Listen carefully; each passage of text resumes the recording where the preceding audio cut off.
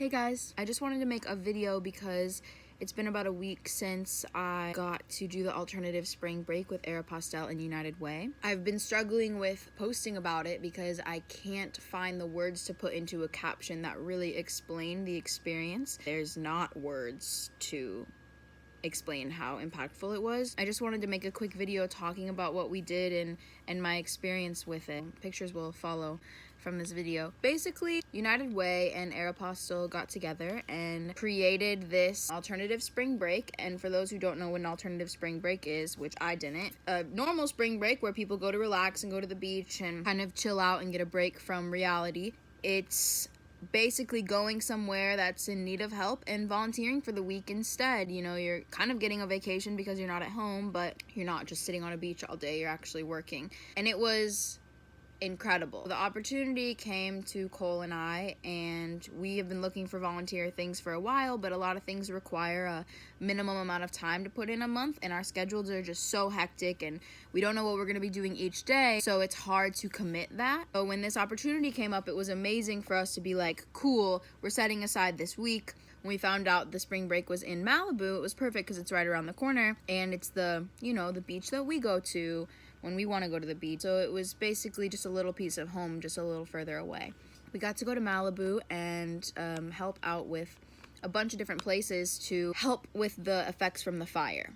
At first you're like, okay, the Malibu fire, like that was like 6 months ago, whatever. Things are probably fine by now. And they're not. It was very surprising to see how much help still was needed and also how much help has already happened and how much help is still going to be needed in the future, and just little ways that everyone can help out. So to backtrack, we couldn't go the first day, which was last Monday. The second day, which was our first day, we went to Zuma Beach and did a beach cleanup with Surfrider, and that was incredible. Surfrider taught us so much. Their wisdom was amazing, just about the beaches and how things affect the beach and the ocean and the wildlife, and just the littlest thing, a cigarette butt or anything can affect everything in such a big way. At first we get to the beach and I'm looking out and I was like, really, I don't see any trash, like what am I about to pick up? It was insane how much trash there was. In an hour and a half, there was probably about 15-20 of us.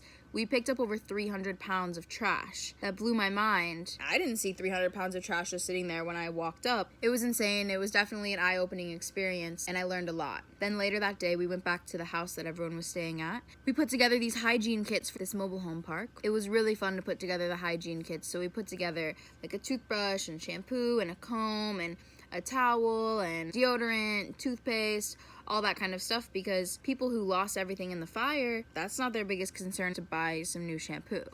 You know, they have other more important things to buy. When it comes to those little things, that's not the first thing on their mind. You go and reach for it and it's not there, and you know, subconsciously you're like, okay, I need to get that, but you only think about it when you need it. So that was amazing building those kits. And the next day we actually got to go to the mobile home park and see it, which was definitely another eye-opening experience. So this park has, I think they said roughly about like 210 to 230 homes in it, and 110 of them burnt down to ash. So we actually got to see that, and they had just started being able to clean up the area that week that we were there. All of the stuff that was burned was still there. The biggest thing to me was crazy was that the trees, some of the trees were burnt but still standing, but none of these homes were still standing at all. Literally not at all. So the fact that these homes are more flammable than a tree is crazy. It really makes you think about the material of the things we're living in and how safe it really is, because, you know, I'm sure they didn't know that their home was that flammable. It was really sad and hard to see all the things that everyone lost in their home. You'd just be looking at the, pile of ash, and there you'll see like little things, people's stuff, like a bike or something completely burned, pots and pans. And that's really sad because to us, we're just like, oh my gosh, look, there's a bike, but like that was someone's bike. Or what if it was your grandma's old couch or something like that that's totally gone? Money can't buy that kind of stuff. So that was really hard to hear everything they're going through, because they're going through so much more than that too. There's other parts of their community that was ruined by the fire, not just their homes. So they have multiple problems going on that nobody knows about, and they're not getting a lot of help because everyone needs help right now. It was devastating. Honestly, it was the most emotional day, and It sucks because I was there one day. They've been going through this since November, you know, that's a long time, and they still have such a far way to go. Their perception was so positive and so incredible how they were so strong and optimistic about everything. So that was definitely a life-changing day. Yeah. Then the next day, half of us stayed at the house and created literacy kits, and the other half of us went to the Malibu Lagoon, and we pulled non-native plants that were growing. They were very flammable, so we learned about these specific plants. Like this one, they broke open to show us the inside, and it was like this latex milky material. Apparently that's extremely flammable. So what would happen is if something like that caught on fire, then the winds would take it somewhere else, and that's how a fire would get started in a different area of Malibu. Even the littlest things, like getting these plants away, makes the biggest difference. You know, if there's another fire, it's like that's preventing. The biggest thing that everybody said was something they want to do is figure out more preventative ways, because they know they're gonna have fire, but figuring out how to not make it so those fires are that insane. It's just crazy learning about the small steps you can take to prevent such a big thing. So the people that stayed home and created the literacy kits, those were made for kids of the Boys and Girls Club. So after we all had lunch, we went to the Boys and Girls Club of Malibu and got to hang out with a bunch of awesome kids. They were out of school for 5 weeks because of the fire. All of them were affected by it in different ways. They taught us a bunch of games. We just got to chill with them, and it was really cool. They're all really strong, powerful kids. That was the end of our alternative spring break. All in all, to package this into a couple sentences, I really recommend looking into your local United Way. There's a United Way everywhere.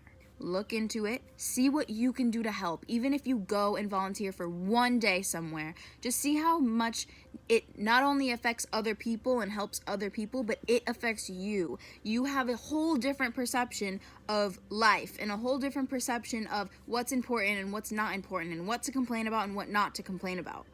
There's so many of these disasters happening everywhere all the time, and just because the media is not covering it anymore doesn't mean that we need to stop thinking about it. Things are happening every single day.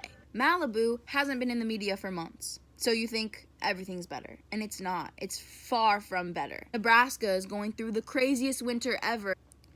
Everywhere is going through something different right now, and so that's why it's really impactful and really important for everyone to be involved in some sort of little way. And that doesn't mean you have to go volunteer either. If you really don't have time or whatever the excuse might be, it's fine, but just maybe look into other ways that you can help. Maybe if it's just helping the environment in any way. If you smoke cigarettes, stop throwing them on the ground. That's a big thing that just everyone thinks is okay, and it's not. It's affecting more than you think. Just picking up after yourself in general. Don't litter. Maybe don't drive as much. Don't dry all of your clothes in the dryer and hang them up to dry instead. It's little things like that. They're gonna help in such a bigger way than you think they are. And I'm not saying this to like preach at everybody, but once you experience something like this, and once you see other people's problems and see how they started and see how you can prevent them, you want to help in any way that you can. Back to summing it up in a few sentences.